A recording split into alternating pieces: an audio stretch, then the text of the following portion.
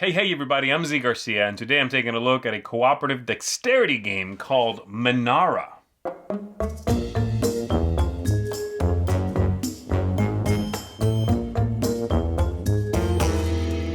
In this game, the players are going to be working together to rebuild a structure, an ancient structure based on specific goals that they are going to be drawing and following throughout the game. You are trying to achieve a specific height, and you're going to be doing that with wooden pillars and these strangely shaped floors that you'll then lay atop those as you are playing the game.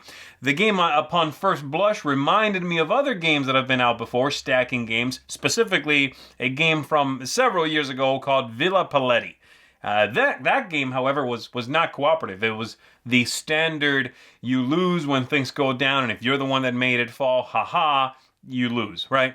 This one, once I discovered it was cooperative, I was much more interested in, and playing it was really a very different experience than what I assumed it would be. So, let me show you how the game works, just give you a brief overview of the whole thing. We'll come on back after that, and I'll tell you if the originality here works for or against this one.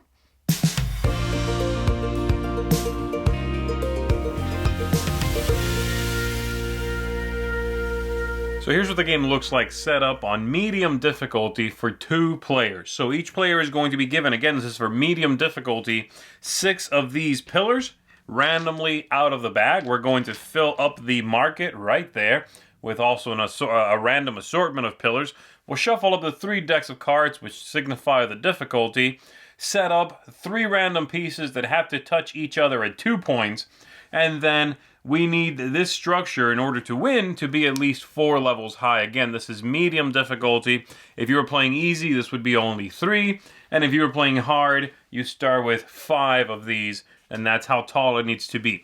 So right now, this is 0. As soon as we have another one of these pieces laying above some pillars, then that's level 1, and so on. And I know this is kind of hard to grasp from this point of view, but it'll build up and up, okay? So, you're also going to have shuffled all the other floors here into a stack, and you'll set those aside until you need them. So the objective of the players is to build this structure up to the necessary number of levels, and the game end will trigger when all of the goals have been completed, or all of the floors have been used, or the bag is empty and someone can no longer replenish back up to what they need. Then that also triggers the end of the game. At that point, if you have the necessary number of levels, then you win the game. And if a floor ever falls down and you don't, once that happens, have the necessary number of levels, then you lose the game. If a pillar falls down, if you can replace it where it was, you're okay. It's just if a floor falls down, then the game is over. And then to play, you are going to go through a few different steps. So the first thing you do is you get to exchange pillars with the camp. So let's say it's going to be this player here first. This is what I'm holding. I may switch some of the pillars in there with some of the ones I'm holding. I can do as many as I want to. So for example, I'm going to go ahead and replace this yellow pillar that I'm holding with one of these black pillars because I don't have any of those. So that's step 1. I can do that as much as I want. Second thing I do is I reveal one of the plans. So I can do easy, medium, or difficult. So I'm going to go ahead and draw one of these medium floors. And let's draw another one just for the sake of our example here. All right. So there we go. We flip over one of these and it tells us what we need to do. Many of them are going to simply mean add a number of pillars. In this case, add 2 pillars anywhere you want to their matching color bases. Some of them are going to tell you to add a number of pillars to the same floor, same platform, okay? So in this case 2, but they have to go on the same piece of cardboard out here. Sometimes you'll have some that say, play as many pillars as it takes to fill in a whole floor, and sometimes some of the meaner ones will tell you to move things that have already been built higher up than they currently are. And again, the difficulty here goes up based on the color on the backs of the cards. So let's say I flipped that over. It is this player. I have to play 2 pillars anywhere I want to. So I'm going to go ahead and put 1 pillar here. It has to go within the limits of the symbol. And I'll put 1 pillar here. And then to finish out the round, this is discarded. I've completed it. I'll draw back up from the bag and give myself 2 more pillars. So there we go.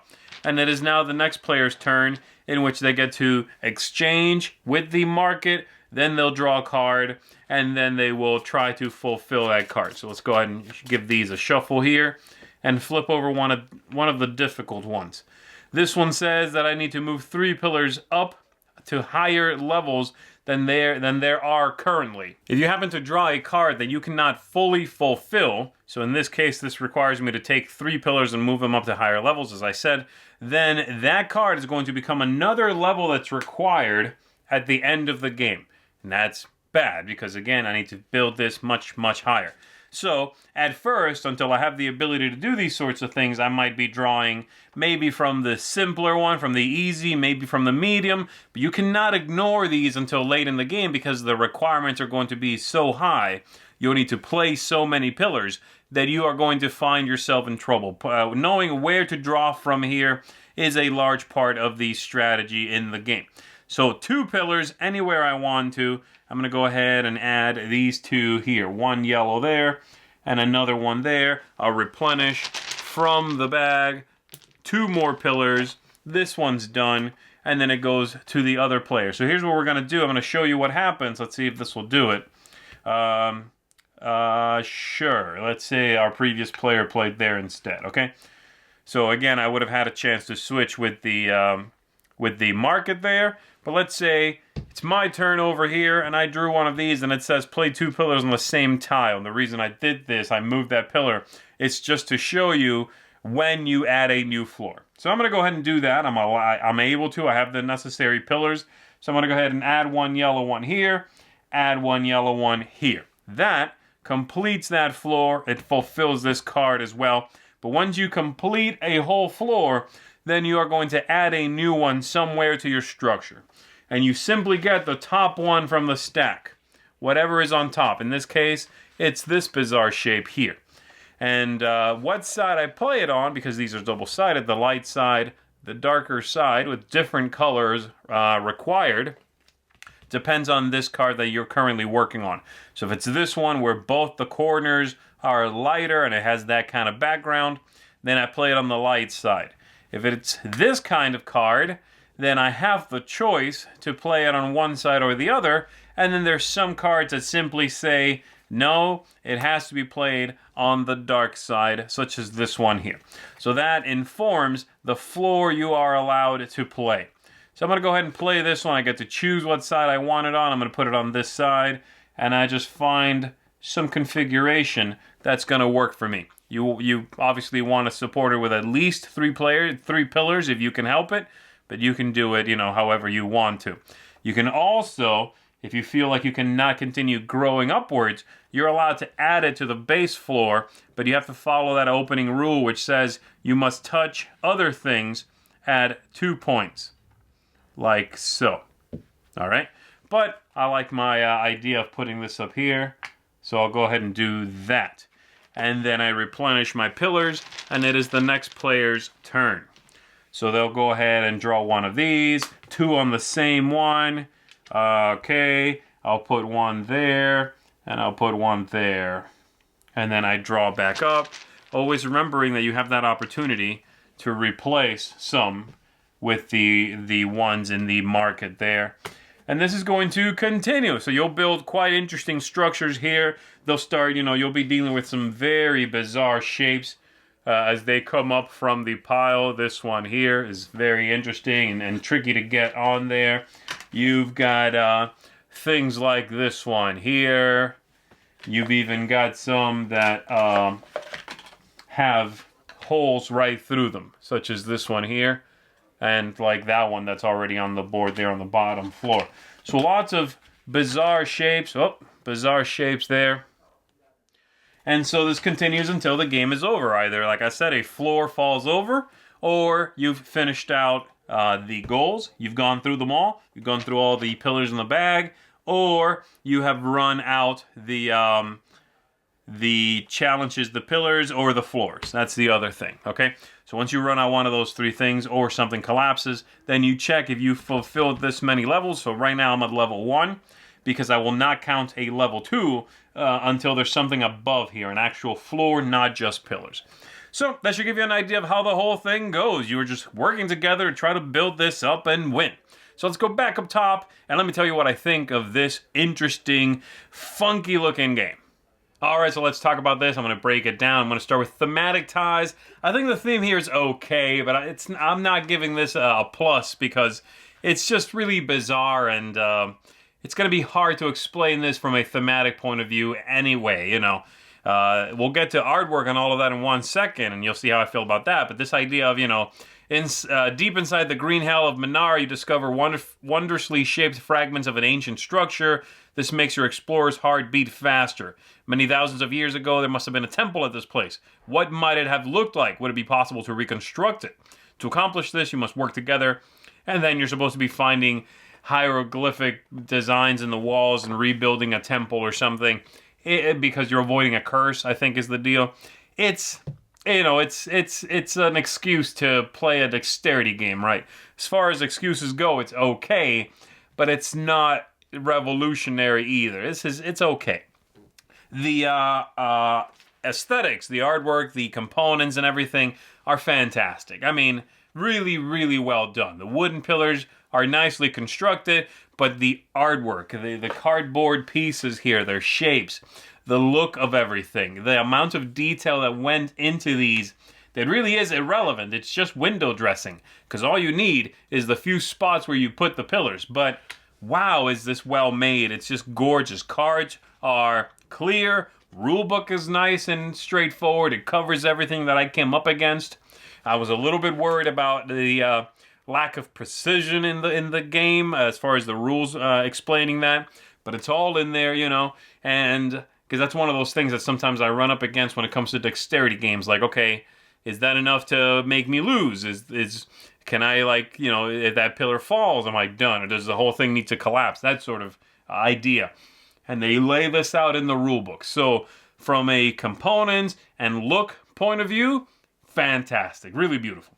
The replayability, I think, is very high because there are so many different cards, which are going to come up in a different, a different order. The floors, there's so many of them, and they're so different from each other. And then also difficulty levels, number of players. There's a ton of exploration to be had here with the gameplay. So very high replayability. Game length is very nice. The game is not short. It's a game that I was actually surprised about how long it would go to complete the whole game, but the built-in timers work well. Running out of 3 separate things, triggering that thing running out, triggering the end of the game, was a good idea, because yes, they'll fall out of sync a little bit sometimes, depending of the order the cards come up, or if you end up fulfilling a lot of the floors, filling them in and then adding a lot of new ones to it. It's this great balance between growing your base, so that you have more places to kind of build up from, but not using so many of them on that bottom floor that you're never able to reach, say, the 5th level, which might be what you need, right? So that's very cool, and the game length is a little longer than I expected, but it gave me a really nice ramp up in tension, maintained it, and then ended when I needed it to very well. Ease of play is pretty good. As I said, the explanation at first is going to be a little bit tricky. I was a little bit worried about that, but the manual does a good job. And I think if you play, maybe the first time you play is going to be a little rocky as you figure out how things go. But if you're teaching new people and you already know how to play, or you've played these kinds of games before and you're pretty savvy on picking up what they mean by a couple of things, you're going to be fine. It's not going to be a problem. So good ease of play as well. And then lastly, tactics and strategy and luck, things like that. I was very surprised at the amount of tactics in this game. There's a lot here, folks. I was very pleasantly surprised and happy. There's so much. As I said, you can grow the base, but you're not growing upwards. You have to try to manage the pillars you are holding and make smart switches with the market before you draw a card. You have to watch the floors and how many spots are empty on them, because if one of them says, hey, fill in a whole floor, and you just don't have the correct color pillars, that's a failed card, and that adds to your difficulty.